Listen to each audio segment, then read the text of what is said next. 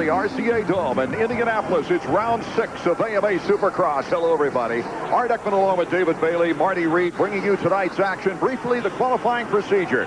Top 4 riders from each of 2 qualifying heats get their first choice of the gate positions, advancing directly to the main event, while the rest of the field continues on to the semifinals. We take the top 5 from each semi, awarding them a transfer to the main event, and then there's one more chance to capture a part of the record purse. The LCQ last chance qualifier. 2 more riders will make the main event from the LCQ, filling out the 250-20 rider field. Here in heat number 1, Ezra Lusk second in points, Jeff Emig third in points. Despite Ezra Lusk's bad luck last week, picking up a tough box cover in his front wheel and placing 11th, he feels he's still not out of that points chase. Oh, I know I do. I mean, it's still early in the season, you know. It's still one of the first few races, and we have, 10 more races, 9 more races. I was 25 points down, like 4 or 5 races ago last year, and I started gaining on the 2 leaders that were battling for the championship, and so there's still definitely a chance. Jeremy hasn't had a bad race yet, and I've had 2 bad races, and I'm only 25 points away, or 27 points, whatever it is. So I'm still definitely in the hunt as far as that goes. Ezra Lusk at the gate. Also at the gate is our Marty Reed. And the big question, Art, is what's wrong with Jeff Emig? 14th and 8th place the last 2 rounds. He's not been a factor. And everybody's wondering what's wrong. So I said, hey, what's going on, Jeff? He says, hey, I'm riding like I got my head up my butt. And you can quote me on that. We just did. Jeff Emig really hoping to bounce back here, David Bailey. Well, he needs to bounce back soon. He's got that #1 plate on his bike, and he's got the expectations. He knows he can win this title.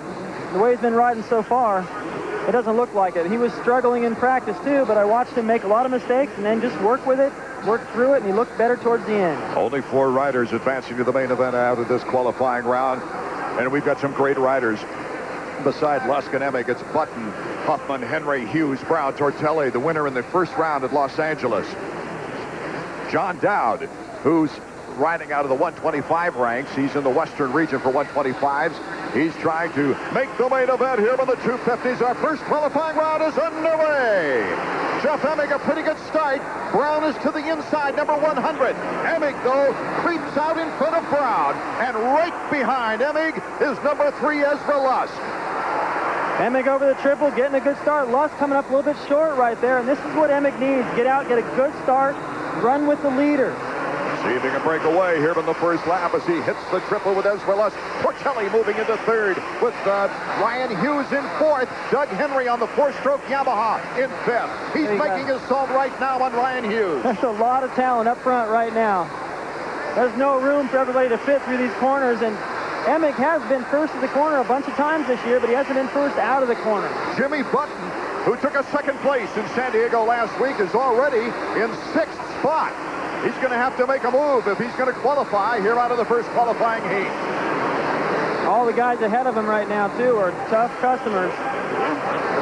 Boy, this is just what Jeff Emig needs.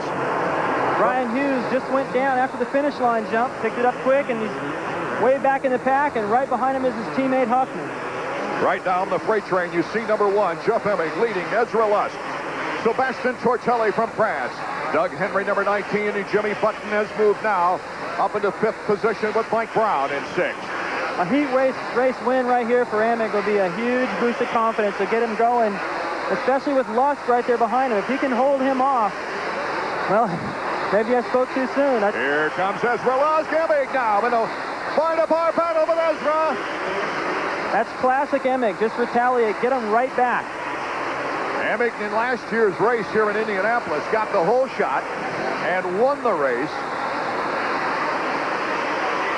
He needs to get back into that mode of getting great starts, getting in and out of the first corner. His mechanics telling him he can do it. He's got to believe in himself, and being able to race here with Lusk, who's been at all the races, at least, if not the fastest, one of the fastest guys. Ezra triples into that corner.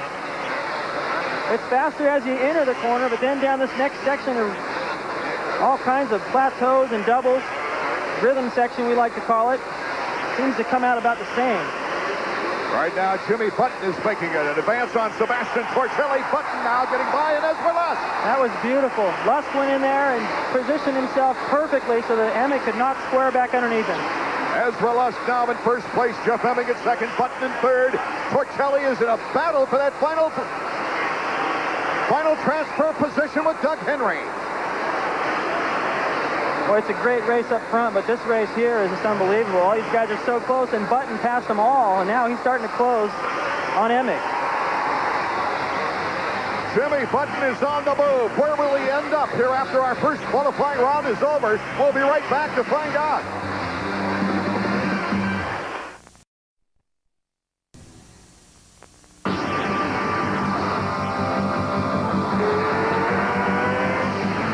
Supercross is being brought to you by Honda Motorcycles, celebrating 50 years with great deals during Honda's Dream Day, and by Suzuki Motorcycles and ATVs. Now during Suzuki Fest 98, get $500 worth of accessories for free and choose from great deals like zero down or low APR financing on selected models.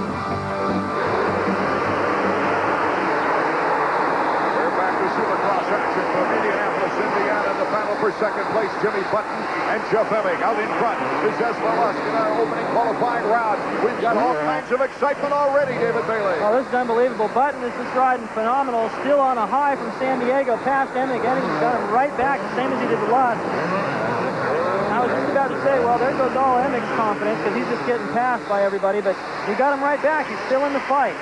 Jeff Emming reaching back, trying to hold back the Chaparral Yamaha of Jimmy Button. Button triples into that corner, and he's got the edge. They kick each other. Oh, look out.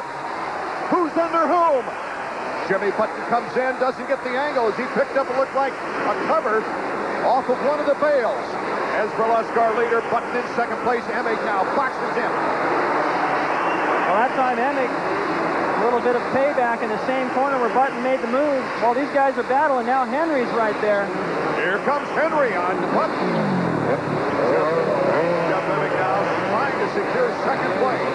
That was a little sketchy as Emming tried to use up most of the racetrack and just protect his line and maybe and then some. Button almost went off the racetrack, collected almost a hay bale in the bike, got lucky, and just it was the cover. With 3 laps to go, it might be time to be a little careful. You've got your 4 playoff or mandatory spots open for the main event secured. Why give Michael Brown a chance, who's in 5th place? Ezra Lusk almost a length of the whoops ahead of Jeff Emming, but here comes Jimmy Button looking for second place. Button goes down. Here comes Mike Brown.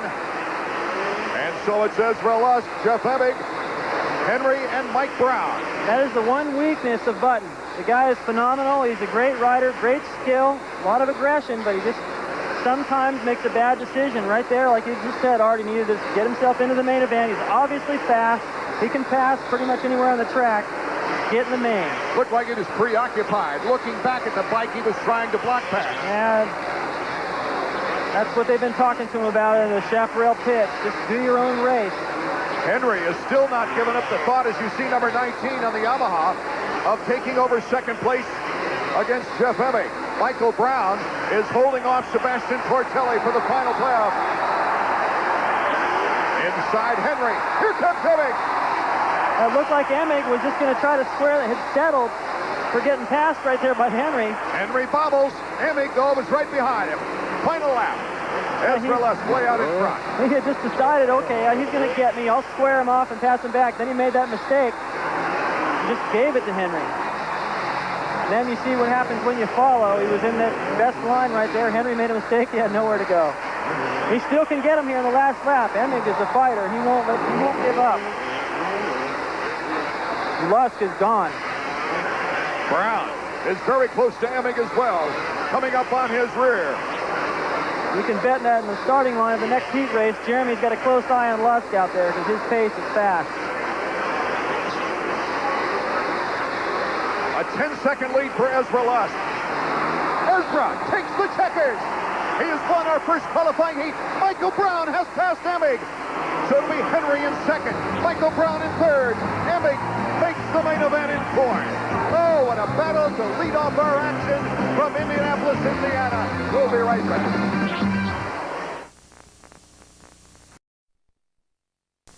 One of the key elements in our first qualifying heat, David Bailey. Well, you see, number 11 right there, Jimmy Button, going for the pass on Emig. Almost went over the bars at the entrance of the section. Tries for the block pass, but he tries way too sharp of a cut. The front wheel dives in, and both Henry and Emig go by. So these 4 riders get to relax as they're going directly to the main event. Lusk, Henry, Brown, Emig. Oh, we've got a packed semifinal coming up later with Button, Huffman, Hughes, Tortelli, John Dowd. We've got all kinds of talent having to go to the semifinals, Marty Reed. Well, absolutely. We're going to work our way in here and talk to Yogi as he is... I guess the biggest question is it's really nice not to have to worry about a streamer getting tied up in your front spoke. Yeah, that's wonderful. You know, I can hit the whoops and not worry about having to go over the handlebars. But, I don't know. This crowd is great in Indianapolis. I wish we could go to this every weekend, but we've had great crowds this year, and it's been a lot of fun putting the Honda up front and Fox and Dunlop. I have to ask you, though, I mean, you had to work your way back. You didn't get the start that you wanted, and the track is deteriorating. The start in the main seems to be, it's going to be very, very critical. Yeah, for sure. I really think we made a great selection with tires, and Honda's furnishing me with a great bike, and I think we're going to be up there in the front with the start. I think I had to start in that heat race, but I went a little too wide. Well, we'll find him out in the main, and heat number 2 is coming up. Thanks, Marty. As we go to the second qualifying heat, this young man, Jeremy McGrath, the points leader, getting ready now. Jeremy's second win in a row last week in San Diego was proof positive that he feels confident in his quest for a 5th Supercross title. Most importantly for me is the feeling I have inside. You know, the confidence level is way up again, and I'm feeling more comfortable with my racing and back to where I think I belong and I think I should be.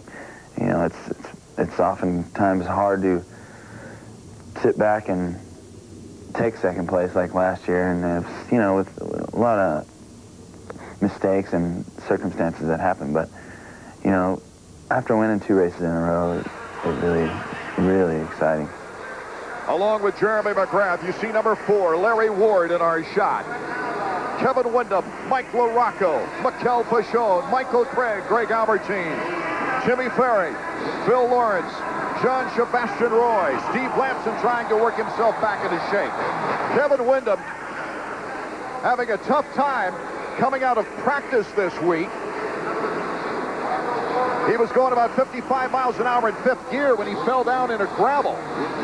He's got a raspberry all the way down his shoulder and arm. It's pretty tender out there, and he gets sweaty. The jersey's sticking to it, and all that motion through the whoop-de-doos. It's got to be a little bit of a distraction for him, but he looked pretty good in practice. I talked to his mechanic. He said if he can just ride better in the races. He rides great. A lot of times he's the fastest in practice, but he can't put it together in the main. Okay, we're set to go for the second qualifying heat. Who will get the whole shot here on this important track? It's number 13, Michael Craig, is out in front, but will he catch the whole shot? Craig, number 13, the leader, but Jeremy McGrath right behind him. 3 wide through the air off the triple. Lamson, number 17, to the inside on the Honda. But right now, Honda of choice, Michael Craig, trying to establish the lead. Jeremy McGrath tripling into the corner, goes to the outside to swing up. Here comes McGrath, look out. He wants to get him early. Number 24, Lawrence, is in 4th. Windham right behind him. Lamson, a bobble. Lamson back battling for 4th with Windham. In practice, Art, Mike Craig was all over McGrath, both sessions, trying to learn as much as possible. And usually McGrath will pull off. Doesn't want anybody to follow him around, learn his stuff. He just stayed out there, let Mike follow him around. It appears that it paid off a little bit. Mike's comfortable out there running in front of him. A little bobble by McGrath in that corner now, and he's lost some time to Michael Craig. Craig, so far this year, he won a heat back at Sun Devil Stadium in Tempe, Arizona, and that's when he got on the podium in a 3rd place spot. But since that time, he's been saddled with 2 15th place finishes. I know he's not happy about that. Capable of a lot better. Little mistake there by Craig this time. McGrath gains a little bit. Jeremy having to put on the brakes, almost clipping the back tire. Here he goes through the rhythm section into the ropes. Jeremy McGrath in 1st place with Michael Craig. Then Phil Lawrence on Kawasaki of Mexico. Steve Lamson right behind him. I'm surprised Windham hasn't made a move, and Mike LaRocco is behind Windham. I think they're trying as hard as they can, but I've heard a lot of the talk in the pits. The track tonight is fast, Everyone's running about the same pace. And when you're trying as hard as you can and the guy in front of you is not making any mistakes, it's just tough to make up ground. But McGrath has proven it's possible. So was Button in that Heat 1. Jeremy McGrath, who's won 4 in a row here in Indianapolis before last year. And last year, of course, had all kinds of problems. He would just as soon forget about it. He pushes it out of his mind. In 1997, coming up with a 9th place finish. He's established the lead now, as Craig is going to have to fight for his life. He's got Lawrence in 3rd behind him. And number 17, Lampson and Wyndham in the same order. So far, very little passing on the bubble. I think there's going to be some. Lawrence's position is going to be threatened. Lawrence has got a great start.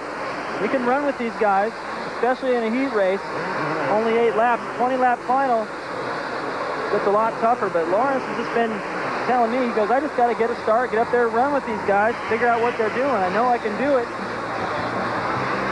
The checkers and 4 more riders advance to the main event when we get back. Your DirecTV at 1-800-GET-SPORTS. It is our second qualifying heat from Indianapolis, Indiana. Jeremy McGrath leading. But the battle right here, as you see, number 24, Bill Lawrence, cutting off Michael Craig for 2nd place. Steve Lampson in 4th. 4 riders qualifying, going into the main event out of this heat. Wyndham still has a shot at Steve Lampson. Art Ekman, David Bailey, and Marty Reed bringing you this action. And David, we've seen some unbelievable heat qualifying action this year, and that's sending a lot of names to the semi. Well, I think there's a couple of reasons for that. One is, what a phenomenal year in terms of talent. There's so much depth. Another is the design of the racetrack. Pretty wide open. Even the whoop section's pretty good for passing, and there's actually 4 triples out here on this racetrack. A couple of the usual ones and a couple more, so it forces the riders to get very creative. And look at that. 4 riders fighting for 5 spots. There are only 3 spots out of this bunch. And all of a sudden, we've got Craig, Lawrence, and now Wyndham in the top 4 positions. Steve Lampson trying to battle back with LaRocco on his tail. Yeah, there's so much room out there for these guys to get in there and get side by side and dice it. But I think at the level of McGrath, who's just long gone, and also Lusk in that first heat, at their level, this best line out here might be only about 3 or 4 inches wide. 49-second laps, David Bailey. Pretty fast, a little faster than usual. It's not like they run the same racetrack every week and you can use 49 seconds to compare that and say, boy, that's fast. But it's definitely going to be a little bit quicker main event. Usually the lap times are a little bit over a minute, right around a minute. At 49 seconds, 8 laps goes by quick. Jeremy McGrath has moved down to a 5-second lead. You see Kevin Wyndham there in 4th place. That's the final qualifying position. Wyndham, who's had all kinds of trouble with that laceration, the length of his body down the right side, just scraped the skin like he went across a cheese grater.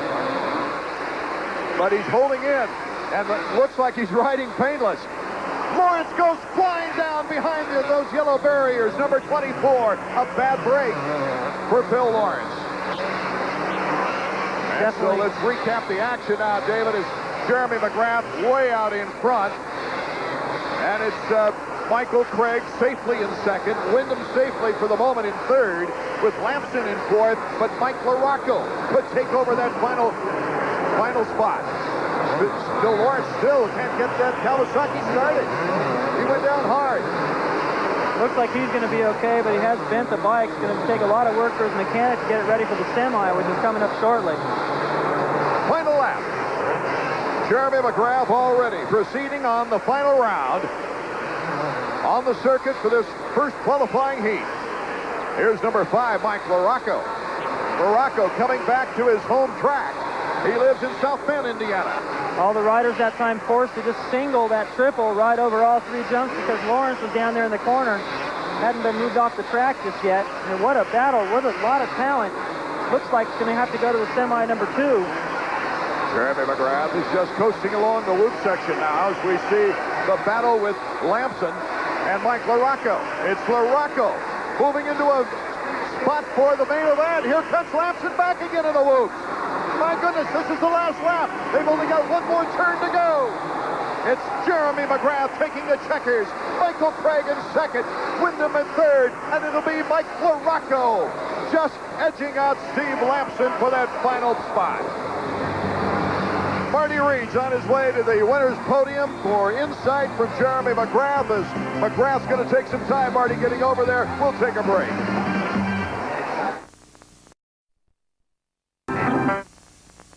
Jeremy McGrath, a decisive victory here in the first qualifying heat with Michael Craig, Kevin Wyndham, and Mike LaRocco making it to the main event. Phil Lawrence proving that anything can happen at any time in motorcycle racing, especially AMA Supercross. Marty, let's go down to you for the chat with Jeremy.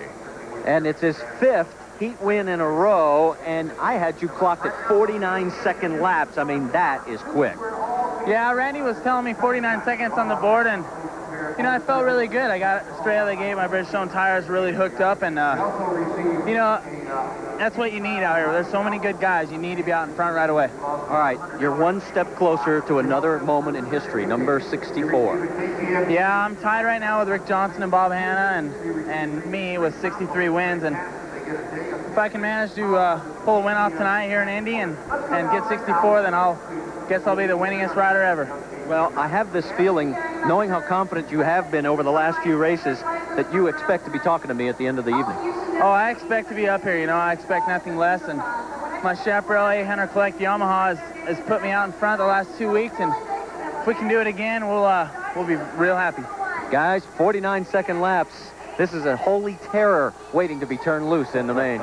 And Marty, lots of racing left on the 98 season. Check out the location near you as we go next to Atlanta for the Georgia Dome, and then down to Tampa, over to Daytona for Bike Week. We go next to the Superdome in New Orleans before heading north to Minnesota, St. Louis, and Pontiac.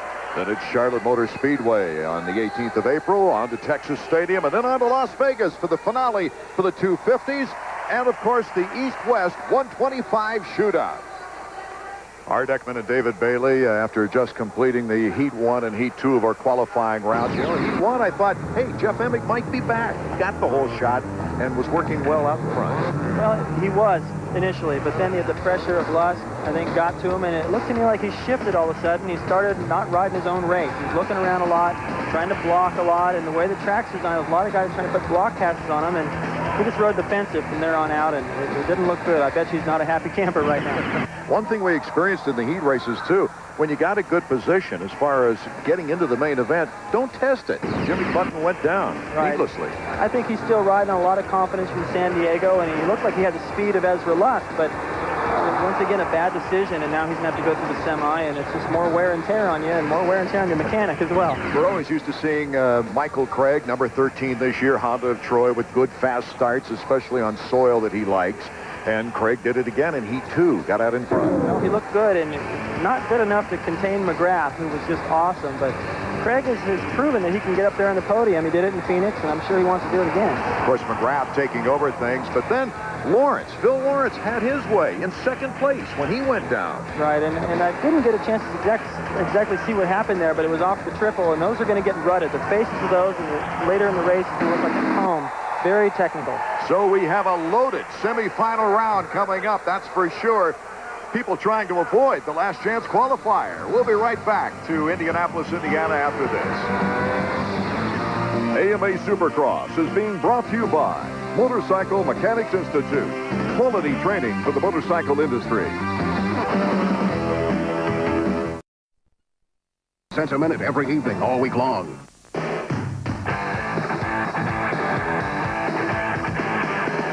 Let's take a look back at the 1986 season, the doubleheader in the Kingdome in Seattle. When the gate dropped, number 20, Ricky Ryan, the only true privateer to ever win a Supercross, grabbed the whole shot, but he was hounded by legends. Johnson, O'Mara, Glover, and Jeff Ward kept the pressure on Ryan, but it was O'Mara first to strike. That inside line took over the lead. But the first few laps of the race were always Ricky Ryan's strength, and when O'Mara drifted a little wide, Ryan was back into the lead, this time allowing Johnson to sneak by on the inside and take over second. But Ryan's lead was short-lived as Johnson, with an aggressive inside pass, took over the lead and began to pull away. The only trouble for Johnson was in this corner right here. As he came out, something appeared to be wrong with the rear wheel. Looking down, turned out to be nothing. Johnson was on his way as Ward began to pressure O'Mara. And with an inside line and a clean pass, Ward was around and into second. But in the same corner where Johnson had his problems, Ward stuffs it in, barely saves it, keeping it on 2 wheels for second as Johnson picks up his second win of the season and route to his first Supercross title.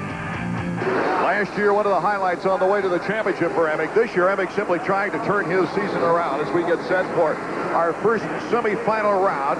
Lots of riders, David Bailey, trying to make the main event out of this one, and one including right there. Yep, Jimmy Button looked great in his heat race. Looked like he was going to go up and challenge the leader, but big mistake cost him. Now he's got to ride more laps. Let's take a look at the Suzuki track map. Well, the track here is interesting. They've got a lot of new obstacles. The starting line, for one, they've got some rollers in there, not quite jumps. The first turn's only used for the start. Big wide first turn.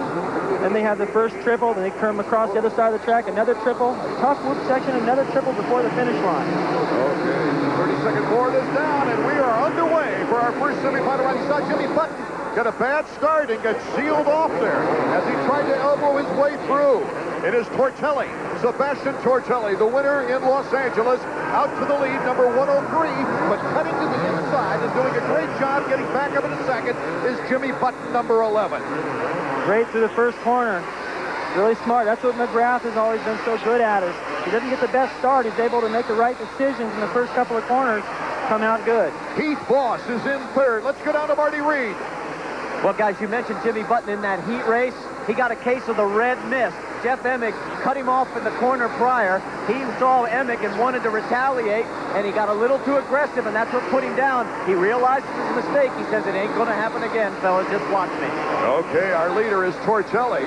Next is Jimmy Button with Voss. And here comes number 15, Damon Huffman. Huffman, Team Kawasaki to the inside, and Ryan Hughes goes roaring by in the corner. Hughes did a cartwheel. That's the same corner where Hughes went down the heat race. It's a different reason this time, but still, you can see the frustration right there, shaking his head, knowing better than that. So it looks like Ryan Hughes, unless we have a massive disaster up front, is going to have to go to his second LCQ of the year. Jimmy Button taking the move for the lead on Tortelli. Button to the outside on the whoops. Jimmy Button. One thing he can do is go through that whoop section. Using that tall frame, that always worked good for me. A little tougher for somebody like Ricky Carmichael in the 125 class because your feet are barely touching the foot pegs as it is. That seat comes up and hits you in the rear end, and there's no travel. Number 11, Jimmy Button, with his best 250 finish of the year, a second behind teammate Jeremy McGrath last week, says everything is coming together. He anticipates getting his first win sometime this year.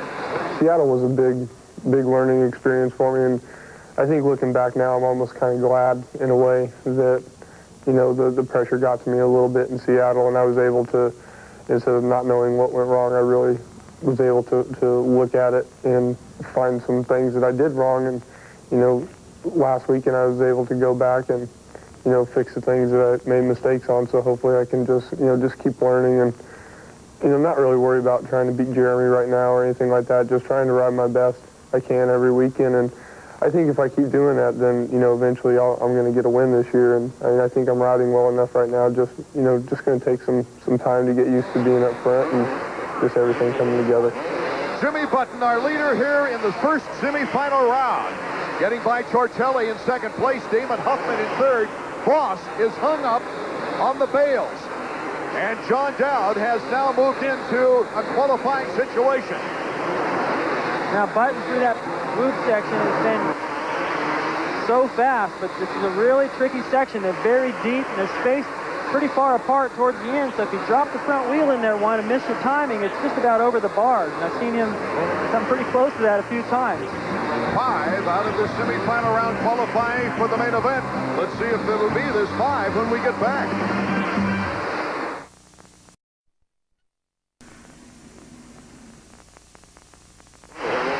Welcome back to the RCA Dome in Indianapolis, Indiana. Art Ekman, David Bailey, Marty Reed, as we take a look at the leader here in our first semifinal round. The top 5 riders making it out of this one to go to the main event. So it would be at this point Button in the lead. You see his lead interval right there. Tortelli is getting a challenge from number 15, a Team Kawasaki teammate, John Dowd, and Voss was in 5th and just went over the bars in the whoops. That's just those last few bumps for the whoops. That time the leader, we had the camera right on. Jimmy Button jumped the last 3 right into the corner. Beautiful. Voss not so lucky.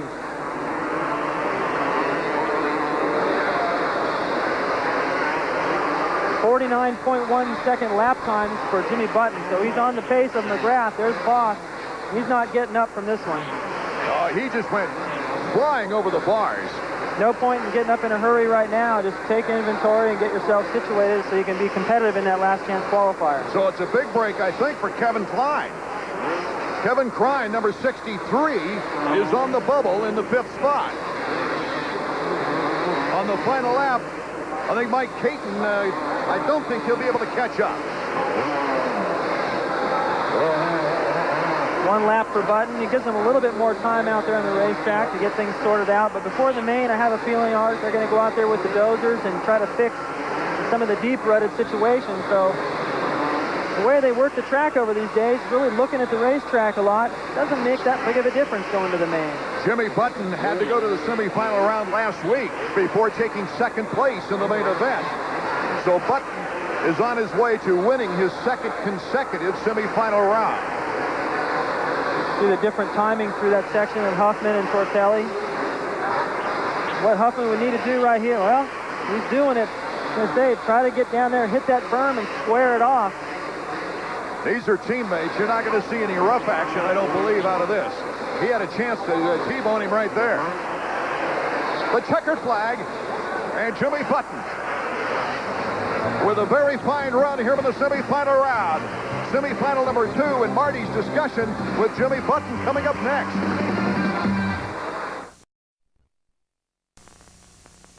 So these 5 riders now advancing to the main event here in Indianapolis, Indiana. Button, Tortelli, Huffman, Dowd, and Kevin Klein taking advantage of some of the crashes right in front of him. Let's go down to the victory podium now with Marty Reed. Yeah, it's amazing what happens when this man stays focused. We told everybody what you shared with me with the heat race, where you got a little too aggressive trying to get back on Jeff Emig. Yeah, I just I let my emotions get to me out there on the track, and the best thing for Jimmy Button is just to go out, ride my own race, and not really. If I get into an instance like that in the main event, I'm definitely going to take it differently. So it was another learning experience. This is shaping up to be a great final because you were turning 49.1. That's the same as Ezra, same as Jeremy. You got to be stoked. Yeah, I'm totally stoked. I've been riding really good yesterday and today, so hopefully, I just go out, get another good start like I did in the heat race, and hopefully, it'd be real nice for me, Jeremy, and Ezra to go 1, 2, 3 and put on a good race and, really show the Honda guys and everybody else that, we're for real. Yeah, but you want to be number 1, right? Oh, of course. Okay, guys, the confidence factor is on the rise again.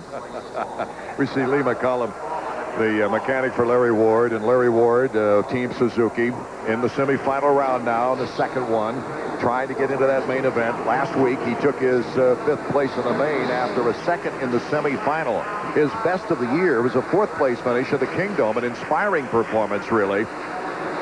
Number 7, trying to make it into the main once again, is Greg Albertine, who has had just a suffering year this year in trying to get an effective performance. Number 154 was Gary Hyatt from Henderson, Nevada.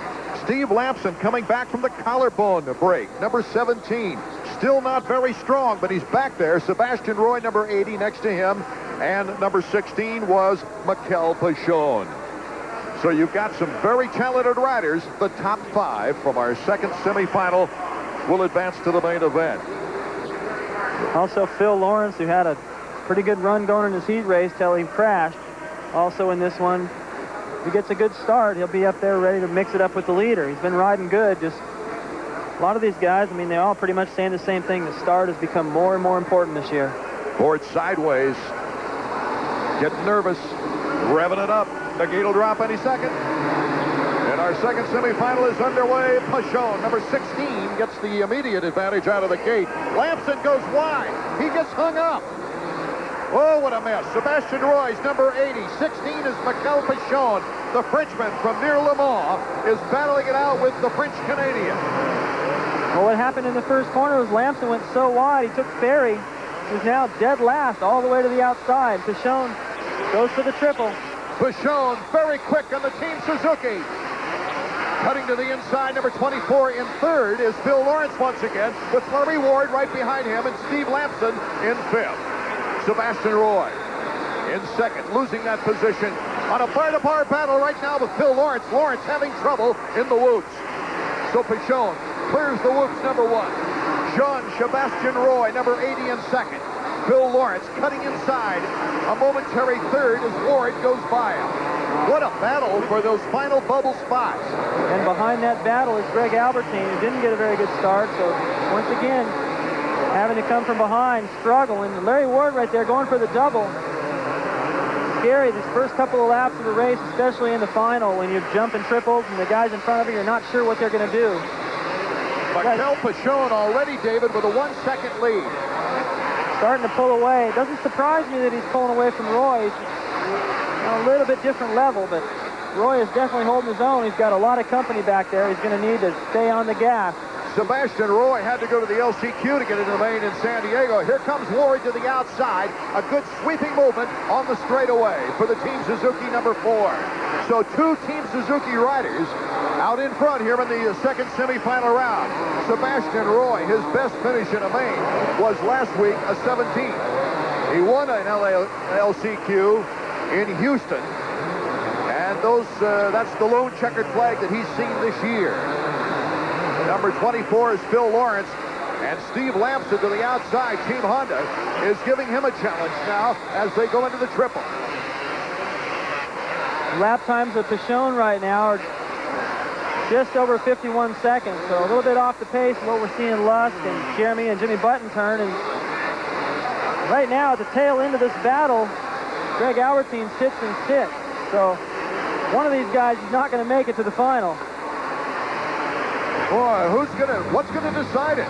Maybe a crash. We've seen a lot of them so far in the qualifying rounds. Hold on, we'll be right back.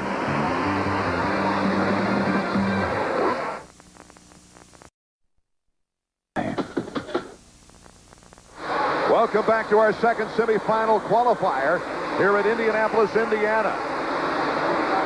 These riders are trying to avoid the LCQ. It's Mikel Pashon out in front with Larry Ward in second place. Here is the battle, though.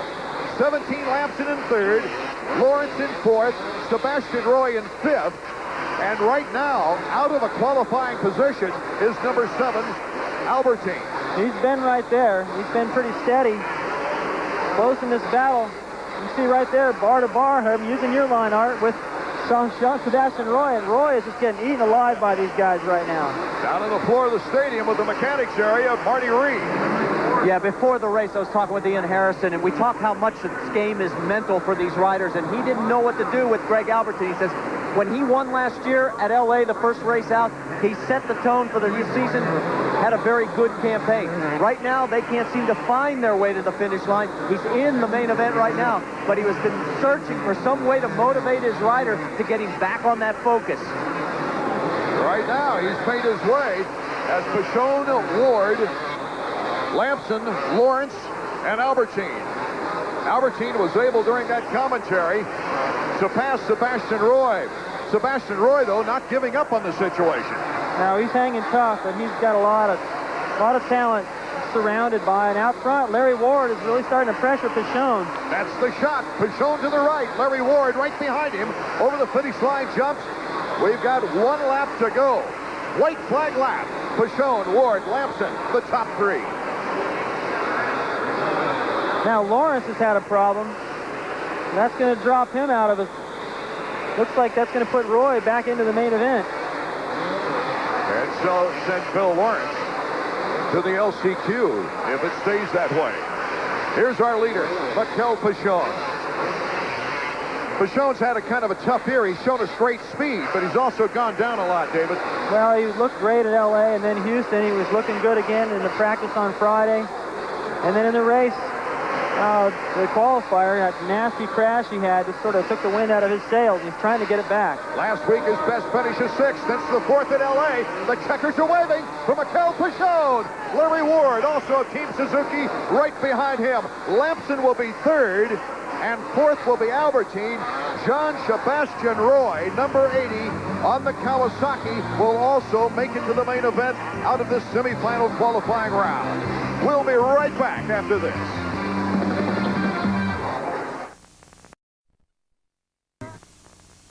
So in our final semifinal round here in Indianapolis at the RCA Dome, Mikel Pashon making his way into the main event tonight with Larry Ward right behind him of Team Suzuki. Team Honda Steve Lampson, a 3rd. Greg Albertine of Team Suzuki also making it to the main. And Jean-Sebastian Roy, the privateer on the Kawasaki, making it in the 5th position. That's the 2nd time this year he's been able to make the main out of the semifinal round. Let's go down to Marty and hear from Mikel Pashon. Yeah, and he's a very happy Mikel Pashon. The guys have talked about the fact that it's been an up-and-down season for you. It started out real well. Houston was a disaster. Looks like you may be back on track. Yeah, I feel pretty good. I mean, I'm riding good. I know I have the speed. I have a pretty good energy right now. I've been working a lot. My Suzuki's riding good. But I still make a lot of mistakes, and that's what I need to work on. I mean, I'm not smooth enough. I can be smooth if I'm riding by myself, you know, but when the race comes, I make a lot of mistakes. I'm very nervous. That's why I need to work very hard, because with all those mistakes, I lose a lot of time, and I don't think if I make that much mistake, I'll be able to win. So that's the point I need to work on. Well, and it's not been that great a season for Suzuki. I mean, Larry Ward finished right behind you, but you guys have not found victory lane yet. Now, pressure has been building, right? Yeah, we need a podium now. I mean, we've been working a lot. All the guys are working hard. We practice very hard, and I think that our worst point right now is the starts. We need to get one of us. I mean, Greg or Larry. I mean, we all can win a race. They've done it before. We just need to get good starts and still work a little bit on the bike, and I think we can make it. Mikel Pashon, we'll see him in the main event. David Bailey pointing up the difference between competition and practice riding. Right, it's a totally different thing to go out there and do your best in a race situation. A lot of the guys practice starts. They practice 10 perfect starts. Then in the race, when everyone's next to you and there's so much noise, harder to do the same thing. The same when once you're out there on the racetrack. And as you see it on the screen, our next telecast is from the Georgia Dome in Atlanta, Georgia, February 27th. That's a Friday, and 8 p.m. right here on ESPN2. The future superstars, the 125s, the main event coming up next. Welcome to the Naismith House.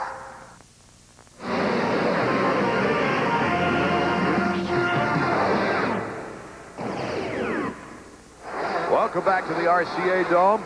Tim Ferry of Nolene and Ryan Hughes of Team Kawasaki, 1 and 2 in the LCQ just concluded, so that fills out the gate for the 250s as we get ready for the 125. Art Ekman along with David Bailey. David, we've just got through covering 5 rounds of 125 Western action where we have one of the closest points races, a 1-point race between John Dowd, leader, and David Villeman. And here we come with the opener now, the 125 Eastern Division, where almost everyone concedes that Ricky Carmichael, it's his title to lose. Right, and that's a lot of pressure. And what we have to remember is that Ricky Carmichael is a kid. It's a lot of pressure that everyone's putting on him. They expect him to win. I know he puts a lot on himself. So do his parents, and he expects himself to win, but that doesn't always mean you're going to. Scott Sheik injuring an Achilles tendon before the season ever started out west in a practice warm-up race, and that just eliminates one more contender. Well, it's going to be tough for there's a lot of kids that I think don't have nearly the experience or the speed that Ricky Carmichael has, but last year we saw Carmichael make mistakes, and the next guy in line I believe that has a chance to really challenge RC is Robbie Rayner. He looks good. He already had a little bit of experience on a 250 last week, so that should help him. As far as Carmichael, there was little hesitation in his voice when asked about the opener here in Indianapolis. Last year I kind of didn't use my head, and I'm just going to try to come out and win my heat race, start the year off good, and try to win that main event. I got to focus on the whole shot, because if I can get that whole shot, it's going to be my race. You know, it's a long off season, like I said earlier, and I've been putting a lot of time and effort into it and finding out what I did wrong last year. So if I get that whole shot, man, I think I can pull it off. Ricky Carmichael out on the track, surveying the situation, David Bailey, as we take a look at the Suzuki starting grid. It's like a warm-up lap these guys get before they go out. Tracks changed a lot since their heat races, and they used to just ride around the track. Well, now, since they don't give them a time limit, they take it all and try to check out anything that can help them in the main. This is a pivotal first round for the 125s in the Eastern Division, because in 13 years of 125 Eastern racing, 10 of those times the winner of the first round has gone on to win the title. Let's go down to Marty. Well, guys, you were talking about Ricky Carmichael in his heat race. I talked to Chad Watts. He's the odds-on favorite for the championship, and everybody said, hey, listen, keep an eye on this guy, because he's going to drive his own race. He's going to try and do it in a style so that he doesn't end up taking himself out of the championship. It's his championship to lose, and he did exactly what they wanted him to in that heat race. What I find interesting is Carmichael's going to line up right down here on the inside, right by the doghouse. But come on down here, because the other competitor that we all think that is going to be the top guy is Robbie Rayner. And look where he's lining up, all the way to the outside. David Bailey, a big gamble here for one of them. Well, Carmichael's going to have to get a great jump to come from the middle of the starting line, where Rayner is actually, it's the outside, depending on how you look at it, but actually going down the straightaway with the left-hand first corner. He's all the way to the inside. I used to kind of like to favor the inside of the start. That way, if it didn't come out too good, everything would get pushed wide and it could still come out okay. But he doesn't get a good jump right there. Number 41 and Nick Way right there, number 67, can close him off, and he'll be mid-pack before he even gets to the corner. Okay, it's get nervous time now for the 125s. And these guys from the East, David Bailey, have waited a long time. Many of them working out, getting ready with the 125 West some 6 weeks ago. They've been pumped all this time. It's awful. I'm watching all the races on TV and seeing it in Cycle News and going, God, I just need to get my turn. And you got to bet Carmichael's been a little bit nervous, like a little animal waiting to be let out of a cage, because this kid is aggressive. But in the heat race, he was pretty contained. He did what he had to do, rode very smart. And the crowd starting to feel the tension now of the main event. 52,784, a new RCA Dome record here in Indianapolis to check out the start of the 125 East Division. They're taking plenty of time as the 30-second board is now up. When that goes sideways, they'll have from 5 to 10 seconds. They don't know when. The guy in the doghouse will flip the switch, and the gate will fall. One nice thing about being right next to that starter's box, or what they call the doghouse, there you see the guy in there with the AMA shirt. He'll drop that gate. Carmichael's got all that room of that doghouse until the guy to his right when they come across the gate. So if he makes a little bobble, or the guy next to him, he's at least got a little elbow room to his right. Good point, David Bailey. It was John Dowd, one of his 2 wins last year, who won this event in the 125 East. The card is sideways. Let's see how number 6 gets out of the gate. They're off. Rayner to the inside. But once again, a good start by Gregory Rand. 163 like he did in his heat race. Coming out of the first turn, it is bar to bar. Rand and number 583, Derek Shane Bentley. 2 triple digits out in front with Rayner and Ricky Carmichael bar to bar right in back of him. It looks like Carmichael's going to come out ahead. They're going to be side by side, right behind the leaders, all the way down the straightaway. Carmichael reaching for a tear-off in the air, almost runs into the back of Rand. Just great reflexes to sneak through there. Carmichael battling in third now. That's a risky place to reach up and clear his vision.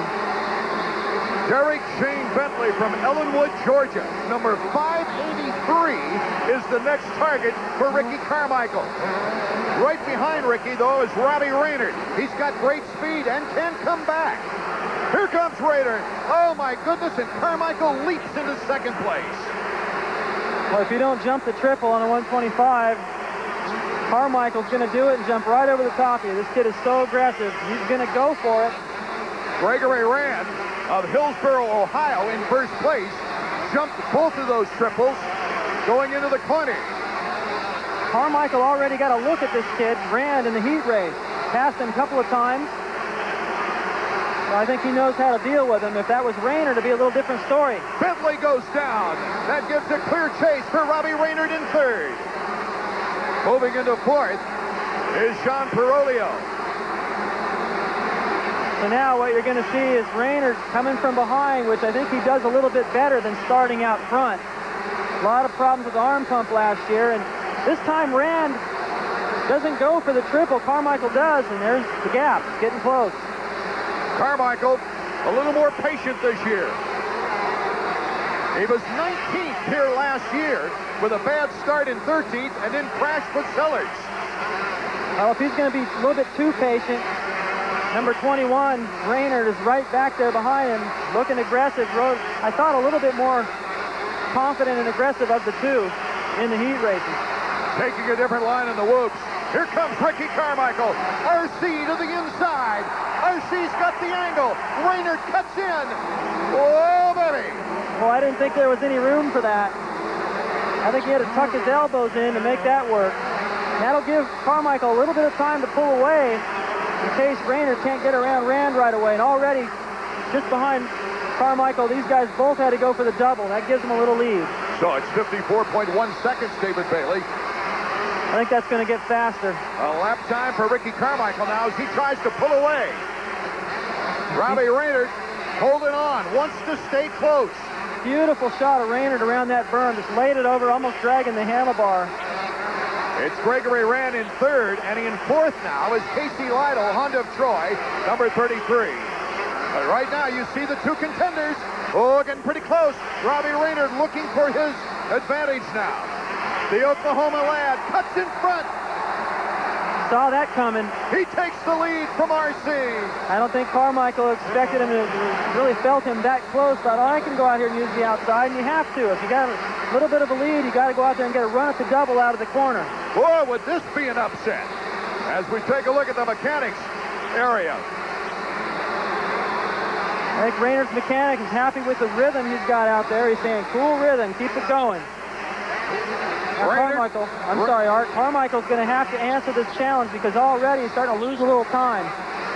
Raynard with good practice times, I was going to say, David, and really looked consistent in his practices. He only had 4 podiums last year, 3 of those second places, no wins.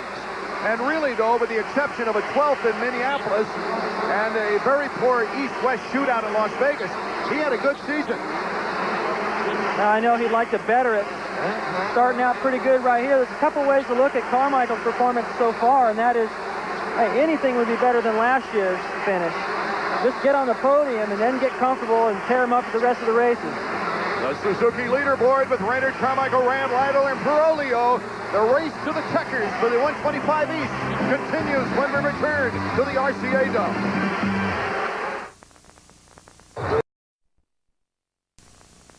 Here is our leader in the 125 main, David Bailey. Number 21, Robbie Raynard. Another way to look at the strategy of Carmichael, it does look like he's starting to pick up the pace a little bit. In the first couple of laps, it looked as though Raynard was a little faster and was going to pull away. About a 2-second interval right now between 21 and number 6. So 52-second lap times right now is what Raynard's running. He only went for the double. Carmichael tripled it. On the stopwatch, let's check out the intervals now with your favorite rider. Also, we get a good, accurate lap time out of this. What Carmichael can't do is give Raynard any confidence. Lytle going by. Perolio is next.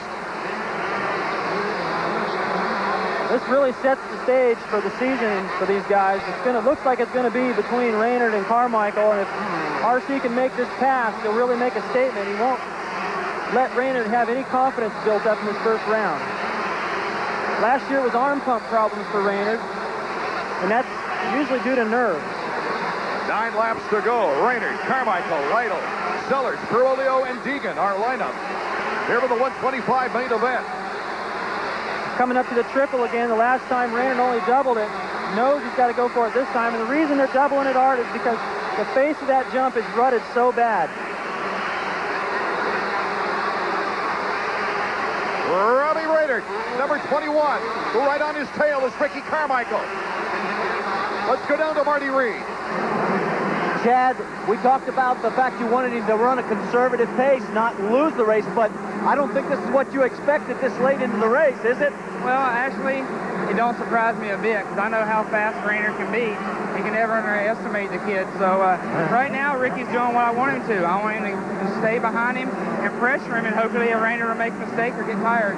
All right, there you got it, guys. Look out, here comes RC. RC at the halfway point of the race.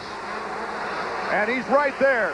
Raynard warmed up, as we mentioned, with some 250 action earlier. Look at RC going for the triple. Ricky Carmichael back in the lead. Oh, it's going to be a back-and-forth duel all the way, I have a feeling. Well, what Carmichael had to do right there is approaching the triple, not follow, because if Raynard didn't go for it, he had to be able to keep the throttle on, make the pass. Then he drifted over that inside berm out into Raynard's line just to make that pass stick. It's not dirty riding, just protecting the line. 2 bike links. Now down to 1 bike link. Robbie Raynard, number 21. Very careful during this important rhythm whoop section. Seeing a lot more maturity this year from Carmichael. He was content to let Raynard get around, study his lines, learn as much as possible, then make the pass. Be interesting to see if he can pull away now. Checking it out. Here's the pass. Raynard only going for the double, and I think that's due to the rut. If you don't get the right rut, your bike sinks in there deep. Carmichael went for it, then he drifted out into the line. That's not the fastest line when you're running by yourself, but to make that pass stick, he had to go out there. Carmichael has moved it out to a 5-back lead. What does Ricky expect from himself in 1998? This was his comment.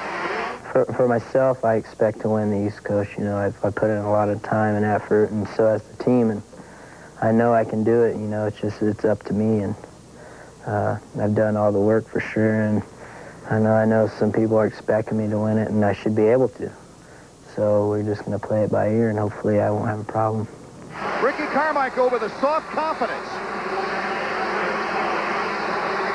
He's just a kid. You know, it's amazing the success he's had already. Everybody expected him to come out of the amateur ranks and just dominate. He didn't do it indoors. He learned a lot, went outdoors, and did dominate. Now he wants to prove to everybody he can do it in the Supercross. Robbie Raynard made a very good point before the race, saying that with Sheik not in the field as a contender for the points race, it'll make it easier. Here comes Raynard to the inside.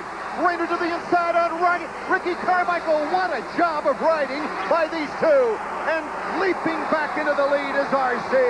Ted Watts saying, race the track. Go for it. That was weird, Art. I don't understand. Carmichael reached up off the finish line jump. Looked like he was trying to fiddle with something on his face. And when we get a close shot, looks like his helmet strap is hanging down. I don't know if that's loose and messing with his concentration, but he just rode to the outside of that corner. Pretty much gave the lead to Raynard. Raynard to the inside, tries a similar move, but he can't get any thrust out of the corner. We're coming into lappers now. The blue flag with the diagonal yellow line is out. Please make room for the leaders, they're saying. Robbie Raynard trying to catch up now with Carmichael, as Carmichael has taken about an 8-bike lead. We'll see the checkers fly when we come back to the RCA Dome.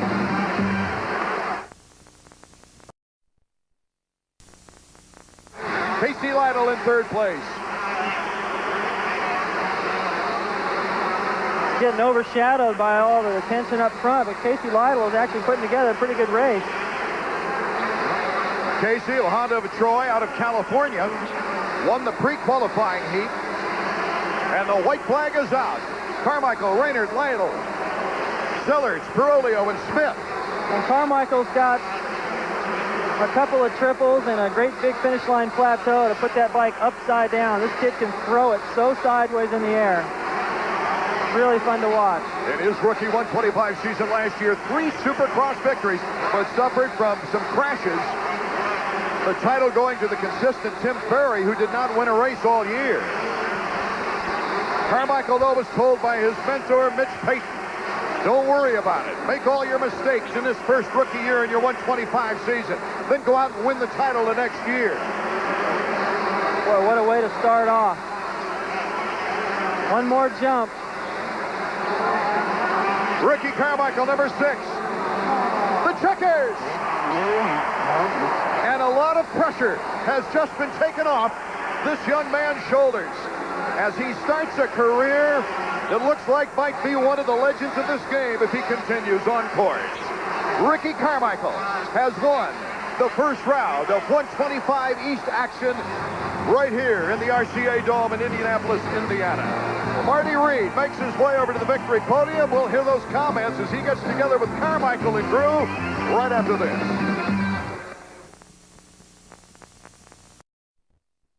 $750 from Suzuki. On way to victory, Ricky Carmichael in his battle with Robbie Rayner, David Bailey. This was an odd place of the race. Carmichael going wide on purpose there, looking over, knowing Rayner was there, and then jumping right back by him for the lead on the triple.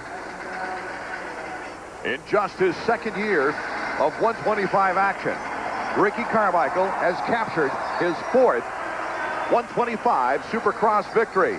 It was Carmichael, Raynard, and Casey Lytle. A very good job from the Honda of Troy rider getting on the podium, followed by Brock Sellards and Danny Smith, who is racing for no points as he started out in the 125 West. So that's the top five. And as we take a look now at 6 through 10, I'm sure Marty Reed is anxious to ask Ricky Carmichael a few questions. Marty. Yeah, we've got Ricky and Robbie and everybody down here. First off, the race looked like a big difference from last year. When you got past last year, you became too aggressive. This time, you sort of let the race come back to you, very patient.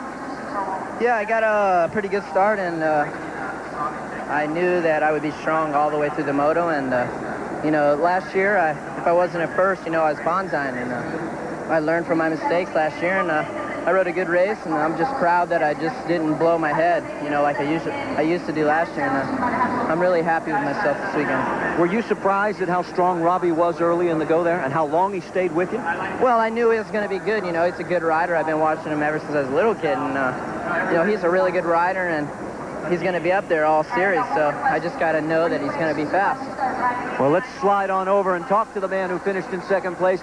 And I think, you know, I made a comment that you were running out of gas. I think somebody may have thought you were, I was saying fuel, but it was physically, you looked like you were pumping up. When I got out front, I started worrying about Ricky behind me instead of just focusing ahead. And you can't do that. You can't worry about the person behind you. You just got to focus ahead. And I just started losing my concentration out there. And I started just get riding tight. And I don't know, I'm a little bit upset because I know I can ride the full amount without no problem, but I just wasn't thinking. Well, the nice part is this is only round one. Yeah, I know that. It's a long season, so I'm just going to try to be consistent and get a good start like every race and just try to do the best I can. Well, guys, we'll find out next week at Atlanta.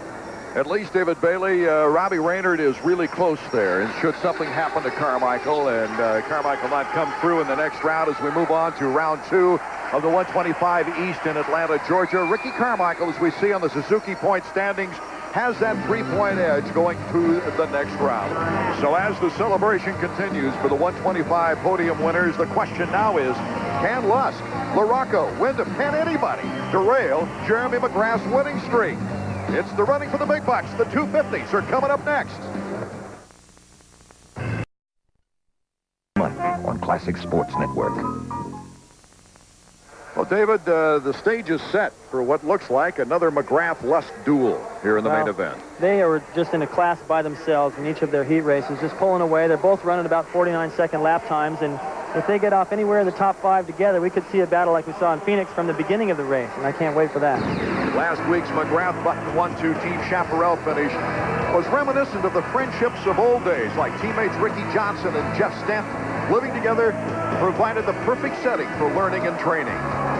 It's a lot easier to have someone that races and that's one of your good friends to hang around because you do the same stuff and you have someone that wants to train alongside you, which makes it easier for me. I mean, I'm sure him as well, it makes it easier because we both want to go we want to train, we want to ride, and we just follow the same schedule. And I know what it takes to win, and he's willing to do what he thinks, and we kind of work together. And I mean, most importantly, we're friends, and then all the other stuff just comes secondly. When you're around someone that is, you know, a positive person and, you know, a great champion like Jeremy, you learn you kind of learn some things, what makes them tick, and and always not looking at things in a negative way, but looking at them in a positive way, and being real, not letting your emotions get to you, and being real confident in everything you do. So, I think living with him really taught me almost a life lesson on, how to be as a person and as a motorcycle racer. Anyone who has gone to a club to work out knows it's a lot easier doing it with a friend, and those friendships, like Johnson and Stanton, also included bets and jokes. If one victored over the other, he had to go to the doghouse and walk the dog a little later on. The second winner, the season winner, I should say, had to flip burgers at McDonald's for the other one. It was the most unbelievable thing that ever happened to me, for somebody to open up their door and, say, come stay with me for a while. And I learned more from one individual staying those 2 months, 2.5 months with him one winter. When you can live with a champion and stay with a champion and see what he does and the work ethic that he has and just get the right direction, it was the single best thing that ever happened to me. Meanwhile, out in front, it's Jeff Stanton, rider number 7, and he's being chased by Rick Johnson for the second time tonight, rider number 1. What a startling development in round 6 of the Camel Supercross Series. And the exciting action is not over yet. Through that corner, Stanton looked behind him to find Johnson, and there he is. He didn't have to look far. The two are side by side. Johnson goes down. Rick Johnson got a little bit too much front brake as he tried to make that cut to dive underneath Jeff Stanton, and the front end simply washed out from under him. Just a few more corners, and Johnson in the number 2 position will see his win streak come to an end. Here comes Stanton, and the checkered flag is his. Jeff Stanton takes the win in Atlanta. Round number 6. Johnson's win streak ending at 5. Ricky Johnson, Jeff Stanton. Now it's Jeremy McGrath and Jimmy Button. Not too much different with you and Johnny O'Mara. Right, it makes a huge difference. I mean, I think it's really important to keep up the intensity, too. When you're out practicing, chances are when you're by yourself, you're not going to push quite as hard as if you've got somebody out there. And O'Mara and I just pushed each other and kind of dared each other during the week to do stuff. It gave us a lot of confidence at the race. Taking a look now at the Suzuki point standings. With 2 wins, McGrath by 27 points over Lusk. Wyndham and Emig in a battle for third, and all kinds of riders knocking on the door to get into that top 5. Jeremy McGrath surveying the track, David Bailey, before going to the gate. Turns around, take a deep look at that deep rut, and so does Wyndham. These guys really pay attention to everything out there on the track. Lusk taking off right there. Look at Lusk's handlebars that he shot right there. Lusk and Carmichael, who just won that 125 main event. Both these guys ride together, and they're doing the same thing pretty much that Button and McGrath are doing on the East Coast, trying to bring each other's training and motivation and intensity up. They both run their handlebars really high. Lusk's even higher.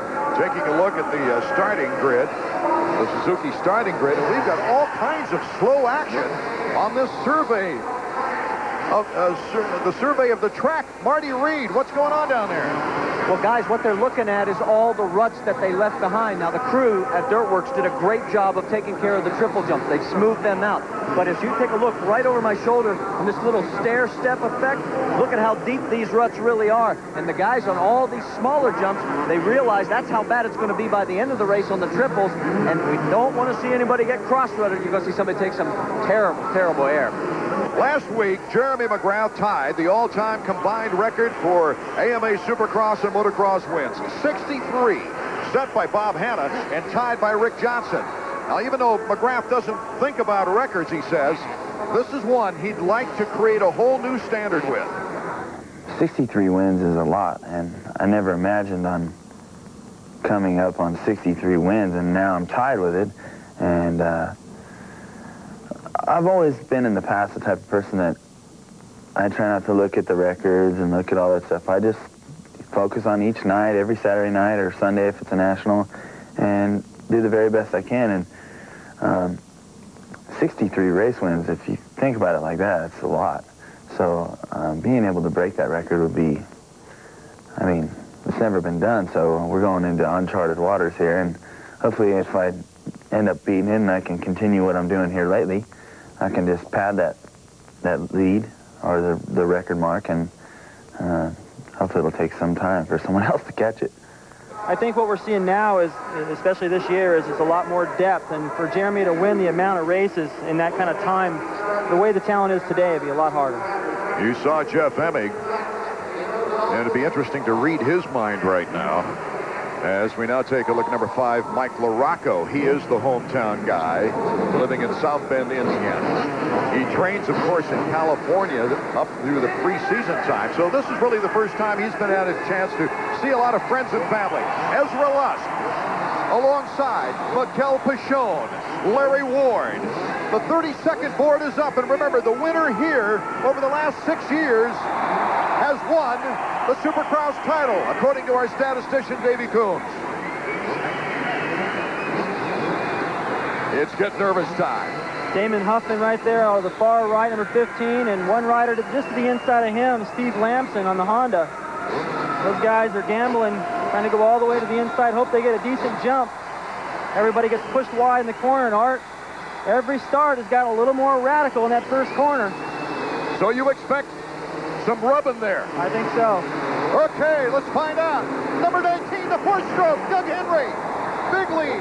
Jeff Emig right behind him, goes wide though. McGrath cuts in front. Jeremy McGrath in second. Emig in third. It's the 4-stroke out in front. Doug Henry, a big crowd favorite wherever he goes. Lusk is down in the first corner. He has to take off his left glove. Something happened to his hand. He did a little fishtail in the first corner. He's down there with John Dowd, I think, or Wyndham. That's Kevin Wyndham, Pichon, and Ryan Hughes all got caught up in that, and so did Mike Craig. So Michael Craig just takes the goggles off, while out in front, it's Henry. McGrath. Emig being pressured by Michael Brown. Opondo Troy, number 100. Lamson, number 17 next. And Sebastian. Here's the replay. Watching the black jersey, number 3, Ezra Lusk gets all the way sideways. As to the far right, Ryan Hughes goes off the racetrack. Over to the left, just out of our view. And there's Something happened to Ezra Lusk, causing him to go down. I think when he got sideways, he got hit from behind. So in terms of the title chase, this is just devastating for Honda and Ezra Lusk. Doug Henry now under great pressure from McGrath. They will lap Ezra Lusk, who's coasting around. I hope Ezra Lusk isn't hurt. I saw him working that hand, moving those fingers back and forth. Henry gets to pick his own line. He better pick the right one. Here's McGrath to the inside. Oh, that torque of the 4-stroke out of the corner.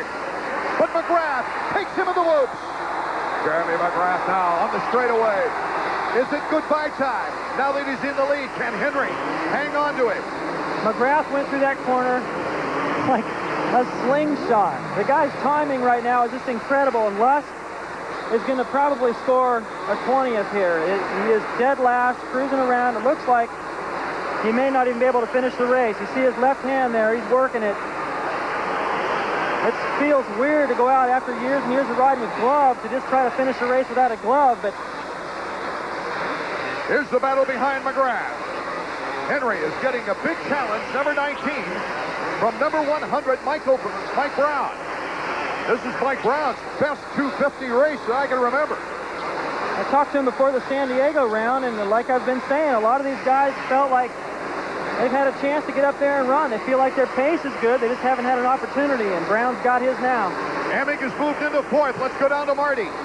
Yeah, one of those guys in that crash, Mike Craig, you may have a broken wrist. I don't know who it was, but somebody's fork landed right on my arm and thrashed me pretty good. I want to ride, but it hurts too bad right now. We got to let this guy go to a doctor, guys. Here's the battle for second as Jeremy McGrath with a 2-second lead on number 19, Henry, and Michael Brown. Brown's best of the season was an 8 in Seattle. Look out, it's bar to bar. In the rhythm section, Michael Brown will have to go to the outside. No, he cuts underneath. What a move. Oh, beautiful. My goodness. Beautiful move, but what Henry's got is comes out of the outside. He's jumping something into that wood section a little different than everybody else. Working really good for him, and it helped him get that pass back. Watching this battle for second place, Mike Brown and Henry just going at it as they go over the finish line jump. Michael Brown goes down. He held up Henry in the process, and Emig has now moved into second place. A light year away from our leader, Jeremy McGrath. We'll be right back.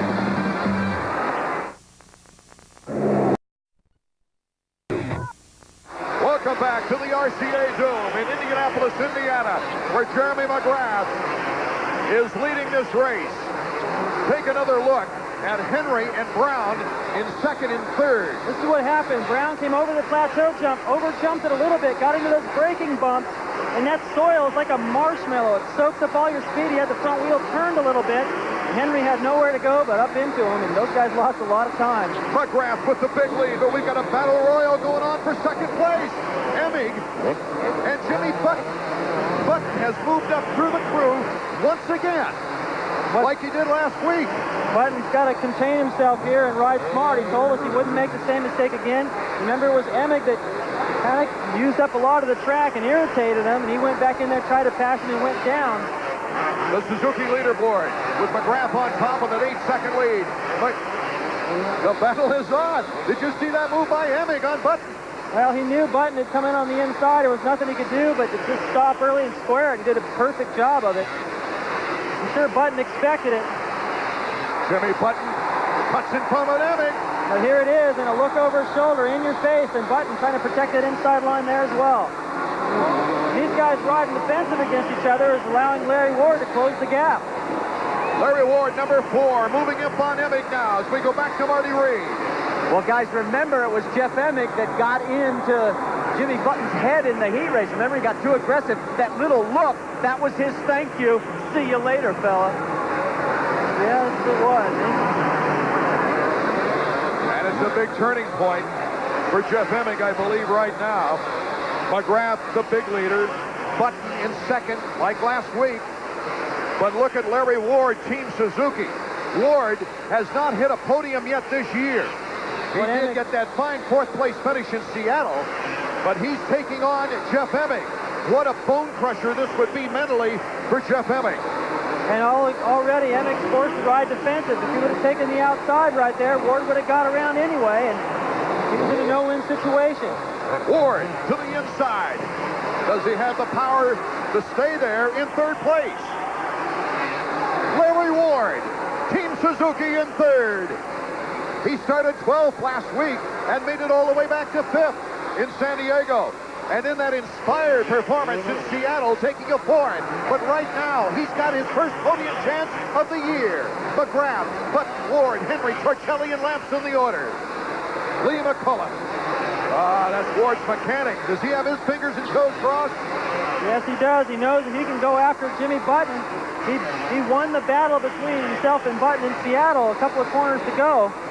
So if it comes down to the wire again, Larry Ward, with all that experience riding up front over the years, one of the older guys out there, a veteran, may make a better decision when it comes down to the final couple of corners. This could be the first podium for Team Suzuki this year. It's just amazing. McGrath is so far ahead. Number 9, John Dowd is down, just getting up and moving now out of the whoop section, but he went down for the second time. The way the track's designed, McGrath comes out of the corner going one way, and he can see his teammate Button coming the other, and that's got to make him feel good. These guys were so happy to go 1-2. Check out number 19, Doug Henry on the 4-stroke. He's now making a move on Emig, and right behind Emig is his teammate from Team Kawasaki. That's number 103 on the left side. They're having a little bit of trouble in the whoops. Sebastian Tortelli. Putting together a pretty good ride. Hasn't really had an opportunity to, after hurting his knee, to get up there and challenge with these guys. McGrath already moving out to an 8-second lead, and I'm impressed, Art, with Henry. Going down that corner right there, it takes so much out of you to pick it up and get going again, especially the 4-stroke. He must have kept that 4-stroke moving, though, I mean, as far as the motor. No, I think he learned that lesson in L.A. Keep that thing running no matter what. And to be able to get back in there and be a factor in this race and have a shot at the podium is a real testament to his training and desire. Lamson is also coming up on Tortelli. Here comes Henry. This is where he makes his time, Art, right here. Watch him jump this section. But then Henry cuts him off. He's using the track, baby. Henry takes a little bail with him, the tough box, then slides out, but he's still up and moving. Well, what happened is rear wheel was in that rut coming out of the corner. He was still leaning to the inside, and boy, was it lucky that he didn't get caught up by Tortelli. It just barely missed him and back tire by an inch. Let's take another look. Doug Henry's problems. Well, Emig just moving to his left. I mean, you can't blame the guy. He's trying to hold his position. Henry did a great job to save it. Watch his back tire. Got on the gas a little too early, and Tortelli just about hit him. If he'd have hit him, they'd have both gone down. And so McGrath still in the lead, but Jimmy Button a comfortable second place. It's Ward in third with Emick and Tortelli. Back and forth we go. Tortelli and Ward.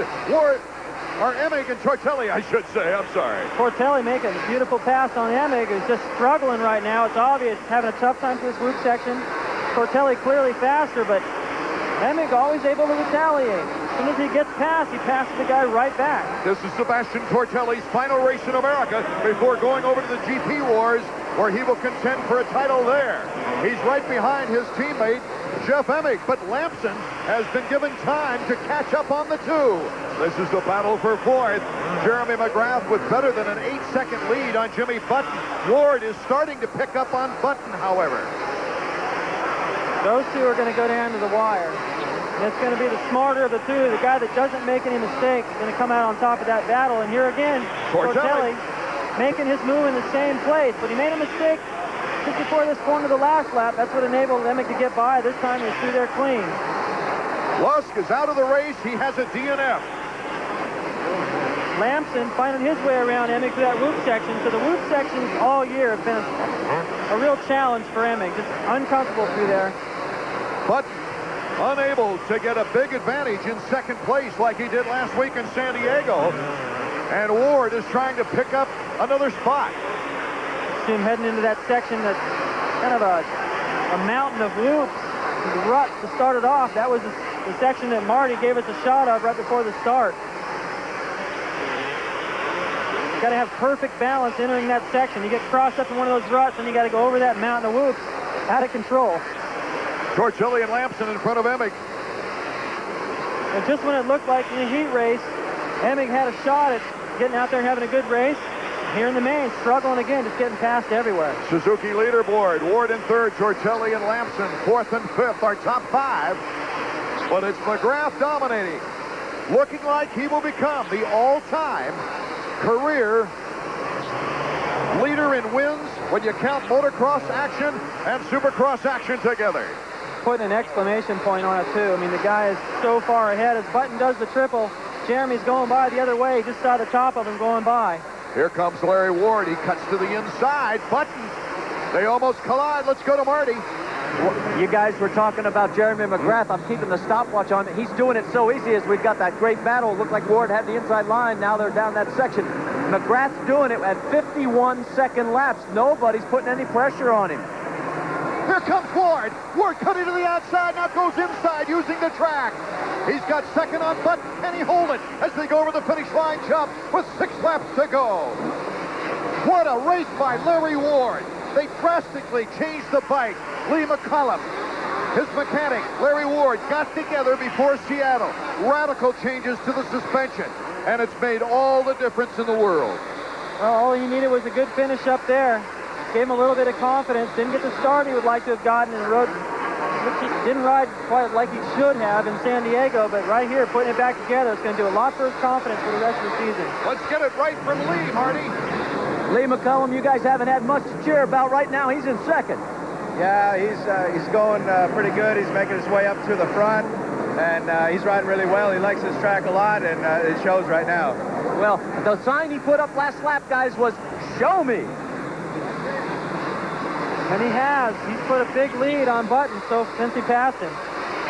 So now Jimmy Button simply trying to hold on to a podium spot for Chaparral Yamaha, as the very experienced Larry Ward, once he gets in a position like this in the past, he's held on.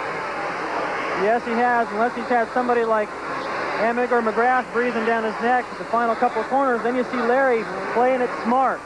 And right here, it looks like Jimmy Button has decided, you know what, can't run the pace of Ward. I learned my lesson in Seattle. I'm going to ride smart and get on the podium with my teammates. Jeremy McGrath came into this race in Indianapolis leading 53 of the 100 laps so far. Well, he's going to up that ratio after this one, David. Just amazing. And I really trying to put my finger on what seems to be Emick's problem, but he just doesn't seem comfortable out there. And I use the word confidence a lot when I'm talking on the show. And That's the name of the game at this level. If you don't have the confidence to go out there and attack the whoop section in third gear and just try to skim the tops of those things the way McGrath is doing, you're going to get past. And the more you get past, the more it just demoralizes you. McGrath, Ward in second, Button in third. Tortelli, a good job holding off Lamson, and Emig behind Lamson. And here's number 2, Jeremy McGrath, cruising with a smooth style. He's got the lead he wants on a track that is his kind of track, a very fast track, good technique track. He's starting to stay out of the ruts, entering that corner there before the finish. He's not going out to use the outside. He's staying out of the inside rut, staying out of them there. Playing it very safe as we put up the Honda stopwatch. Jeremy over the triple. We'll get a lap time on him, and Larry Ward should be coming by. Here's Ward, jumping the triple at 9.5. So a comfortable lead. And about 14.5 for Button. Jeremy will just keep tabs on Ward. He'll continue to push a little bit, because if you back off, the track starts to look a little different. You start to hit stuff you weren't hitting when you were at speed. So Jeremy McGrath has hit the podium in every race. He has not had a bad race this year, starting with a third in Los Angeles, 2 second places. Right now, he's gunning for his 3rd consecutive victory. You know, Jeremy McGrath is looking to bring the Supercross title to a Yamaha for the first time since 1980. A guy named Bell back in those days. I remember that. 52.7 for McGrath. I raced against Bell. Remember when he won the championship? Too tall Bell, they call him. 6'3". The guy looked like Spider-Man on the bike, but boy, can he ride a Supercross track. He can soak up a jump and make it look like it wasn't even there. The only battle is between Lamson, Emig, and Larocco for 5th, 6th, and 7th. Let's go back to Marty. Well, I'm down here with Randy Lawrence, and Randy, he's running about 51, 52-second laps, and now the lead's down to about 5.5. You going to tell him to pick it up? No, he's been watching the other guys to see where they're at. It's down to 1 lap now, so he's just kind of watching Larry Ward to finish the race. Does this sound like a confident mechanic or what? White flag lap. Jeremy McGrath over the finish line jump. Whenever Jeremy has taken over the points lead in the 250 Supercross, he has never lost it. The final lap for number 2 on the Chaparral Yamaha, Jeremy McGrath. You might see a knack-knack here, but I think it's a little bit too rutted. The other thing about Jeremy is once he's gotten that points lead and all those titles, he's won by a huge margin going down the stretch, and that was the hope of Luss. To try to keep the pressure on, forced Jeremy hopefully into a mistake since he hadn't had a real bad race yet, and Luss has. But now, disaster for Luss. 2 weeks in a row, way off the pace. Due to bad luck. Yeah, more bad luck for Luss. There's no question about it. Luss pretty much blaming himself for the bad luck. And look at there. Larocco is trying to pass, and does Jeff Emig. The checkers for Jeremy. Jeremy McGrath has won his 3rd Supercross of 1998 and will take a decisive points lead coming out of this round as he congratulates a tremendous performance from Larry Ward of Team Suzuki in 2nd place. So Ward trying to push his way up toward the top 5. 3rd place goes to Jimmy Button as well, stopping to say hello to his friend and teammate on the Chaparral team. An outstanding performance, as you see there. The family in tears. Jack McGrath, see his profile there. His mom, Tracy, his sister on the left. I think this is an emotional scene, not only because he's just become the winningest rider of all time, but also with the bad luck to Luss. This is looking really good for a 5th straight, or not a 5th straight, but a 5th and unprecedented Supercross title. 27-point lead going in. That's going to grow huge because Emig placed well back in the pack. Well, if you want to talk records, you could talk for 2 months about Jeremy McGrath. And it increasingly surprises me along the way that we find records he doesn't own. And you know, through it all and all the expectation and changing teams, Jeremy has remained Jeremy. I haven't seen him fluctuate in his personality much. That's one thing I really admire. I've always admired that about Michael Jordan, with the kind of fame and the people tossing at him for years and years, and McGrath has had pretty much the same thing in motocross, and he's remained a good kid. So Lusk with only 1 point, and Jeremy McGrath not only dominates the season, but now taking the bows that he deserves. The fans standing, seeing history made here in Supercross in the RCA Dome in Indianapolis, and before a record crowd as well. We've never had more people here in the RCA Dome to see a Supercross race. Well, we'll be right back, and I'm sure anxious to hear what Jeremy has to say now about superseding Bob Hanna and Ricky Johnson one more time.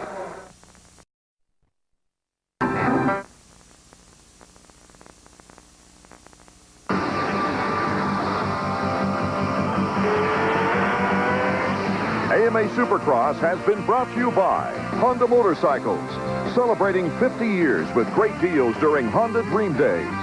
And by Suzuki Motorcycles and ATVs. Now during Suzuki Fest 98, get $500 worth of accessories for free and choose from great deals like zero down or low APR financing on selected models.